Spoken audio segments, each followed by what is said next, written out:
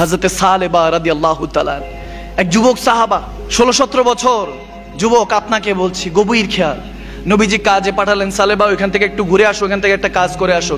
উনি যাওয়ার পরে আর আসে না। নবীজি খেয়াল করলেন 1-2 দিন হয়েছে সালেবাকে দেখা যাচ্ছে না, ব্যাপার কি? হযরতে শেরে খুদা আলী আর হযরত ওমরকে পাঠালেন, যাও তো সালেবাকে খুঁজে নিয়ে আসো, কই গেল? এখন বিষয়টা হলো হযরতে সালেবা রাদিয়াল্লাহু তাআলা তিনি যখন আমার নবীর হুকুমে একটা কাজে যাচ্ছিলেন, তখন হঠাৎ করে ওই সময় একটা নারী, একটা যুবতী গোসল করছিল, শাওয়ার করছিল। যাওয়ার সময় যখন যাচ্ছে, আরবের দমকা হাওয়া আসার কারণে কাপড়টা সরে যায়, ঢেকে যেখানে গোসল করছে হামামখানা, এখন তো বাথরুম চলে আসছে, ওয়াশরুম, তখন তার এত বেটার ভালো পজিশন ছিল না, পর্দা দেওয়া ছিল, পর্দা হাওয়ার কারণে একটু সরে গেছে। হযরতে সালেবা চোখ দিয়ে দেখে ফেলছেন, তাও কি একবারে বেশি, 2 বার দেখেন নাই, একটা পলক দেখে চোখকে হেফাজত করছেন। দেখার পরে ওই যে কাজে গিয়েছেন, হঠাৎ তার মধ্যে এই অনুশোচনা কাজ করা শুরু করলো যে আমি তো জেনা করে ফেলেছি, আমি তো চোখ দিয়ে গুনাহ দেখে ফেলেছি। আর দেখেন আমরা এখন ভালো কিছু দেখতেছি, স্ক্রল করতেছি, দেখেন স্ক্রল করতেছি রিলস, ওই কি কি আছে এগুলো যখন দেখবেন, ভালো 10টা দেখলো, খারাপ দেখবেন 15টা আসছে। আমার কথা বুঝবেন যুবক, আমার মুসলমানদের উদ্দেশ্যে বলা, ঈমান ধ্বংস করে দিচ্ছে আমাদের। চোখকে হেফাজত করুন। আমার কাছে অসংখ্য মেসেজ আসে, হুজুর কিভাবে ঈমানকে হেফাজত করব? আমলে মন বসে না, বসবি কিভাবে?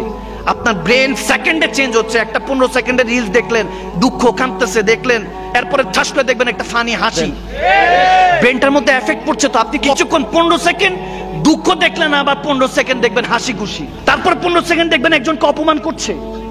এগুলো কিন্তু আপনি প্রতি মুহূর্ত দেখছেন। আপনাকে বুঝতে হবে আমি যেটা বলতেছি। হযরত সালেবা রাদিয়াল্লাহু তাআলা 1 সেকেন্ড একটা পলক জাস্ট দেখছেন, হয়তোবা পর্দা সরে গেছে, গোসল করছিলেন, ওই নারী সরে গেছে, উনি 1 সেকেন্ড দেখে চোখকে হেফাজত করছেন, কিন্তু মনের মধ্যে অনুশোচনা, আমি দয়াল নবীর উম্মত, কি উত্তর দিব আল্লাহর কাছে? কি উত্তর দিব? আমার নামে কি আয়াত নাজিল হয়ে যায় কিনা যে সালেবা কাফের হয়ে গিয়েছে? চোখে মুখের মধ্যে ভয়, অন্তরের মধ্যে ভয়, নবীকে চেহারা কিভাবে দেখাবো? আমাদের কত দেখাতে হবে কবরে গেলে এই চেহারাটা। নবীজি তো এই চেহারা দেখবেন। যদি নবীজি বলেন লাদ্রি চিনি নেই উম্মতকে, কাফের, মুশরিক, সে বেঈমান, সে কাযযাব, সে জিনাখোর, কি উত্তর দিবেন? নবীজি যদি আপনাকে না চিনে, কবর যার শেষ হয়ে গেল, তার আবার হাসর কি? সে তো ওখান থেকে ফিনারে জাহান্নামা খালিদিনা, চিরস্থায়ী জাহান্নাম তো সেখান থেকেই। নবী যদি চিনে যে এই উম্মতকে আমি চিনি, সেই তো জান্নাতে নবীজির সুপারিশ প্রাপ্ত হবেন। ভাইরা আমার, যখন সালেবা রাদিয়াল্লাহু তাআলা, বুখারী শরীফে হাদিস বলছি, চোখের কান্নায় যখন তিনি ভেঙে পড়লেন, আড়ালে চলে গেলেন আমার নবীর হুকুমে। হযরত আলী, হযরত ওমর যখন খুঁজতে গেলেন, খুঁজে দেখতেছেন হযরত সালেবা কাঁদতে কাঁদতে 2-3 দিনে না খেয়ে এরকম পাতলা রোগা হয়ে গেছে, কাঁদতেছেন, কান্না কোনো স্টপ, নন স্টপ কান্না করছেন। হযরত ওমর জিজ্ঞেস করলেন ধরে সালেবাকে, সালেবা কি হয়েছে? হোয়াট হ্যাপেন, কি হয়েছে? বলে, ইয়া ওমর, আমার উপর মনে হয় আয়াত নাজিল হয়ে গেছে না, আল্লাহ মনে হয় জিবরিল আমিনকে পাঠাই দিয়েছে যে সালেবা তো কাফের হয়ে গেছে, গুনাহগার হয়ে গেছে, জাহান্নামী হয়ে গেছে। কাঁদতেছেন। হযরত ওমর, হযরত আলী বলেন, কি হয়েছে, কি সমস্যা কি? তখন তিনি একটু খুলে বলেন, বলে, তোমাকে নবীজি ডেকেছেন যাওয়ার জন্য। তিনি বলতেছেন, আমি চেহারা কেমনে নবীকে দেখাবো? কিভাবে দেখাবো? যে চোখ দিয়ে নবীকে দেখি, সেই চোখ দিয়ে আমি জেনা দেখে ফেলেছি, জেনা করে ফেলেছি। একটাবার চিন্তা করুন যুবক, এই চোখ দিয়ে কত গুনাহ করি, এই জুবান দিয়ে কত মুনাফিকি কথাবার্তা বের হয়ে যায়। আপনার অন্তরে যদি একজন ব্যক্তির জন্য ঘৃণা থাকে, মনে রাখবেন আপনার ওই অন্তরে নবী আসবে না, নবীকে কখনো দেখবেন না। এটা হাকিকত। এই হৃদয়, পাক হৃদয়ে, পাক পাঞ্জাতান আমার পাক দয়াল নবী আসেন। হৃদয় যতক্ষণ পর্যন্ত সাফ না হবে, ততক্ষণ পর্যন্ত নবীকে দেখবেন না। আর নবী যদি না দেখেন, খোদার কসম কোনো আমল গ্যারান্টি দিতে পারবে না আপনার জান্নাতের। একমাত্র নবী যদি দেখেন, আমার নবী বলতেছেন, মান রানি ফাকাত জাল হক, যে আমাকে দেখলো সে আল্লাহকে দেখলো। যদি নবীকে দেখেন, জান্নাত আপনার জন্য অপেক্ষা করছে।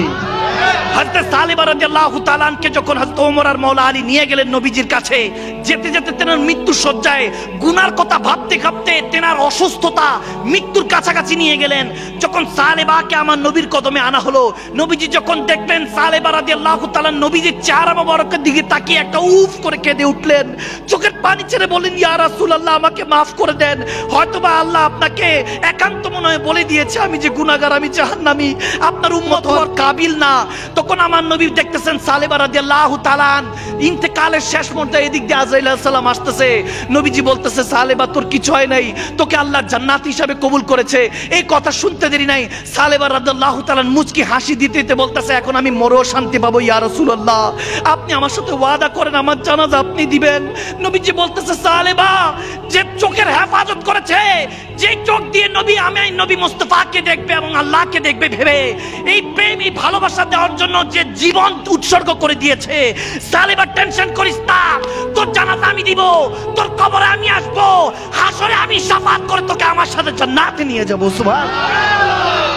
This is the gift from Rasulullah sallallahu alaihi wasallam. এটা হলো গিফট আপনার জন্য। সজীবতা ও স্নিগ্ধতায় নিজেকে ডুবিয়ে রাখুন সব সময় ইব্রুনের প্রিমিয়াম এবং কোয়ালিটিফুল আতরের সাথে। অর্ডার করতে এখনই ভিজিট করুন www.ibrun.com।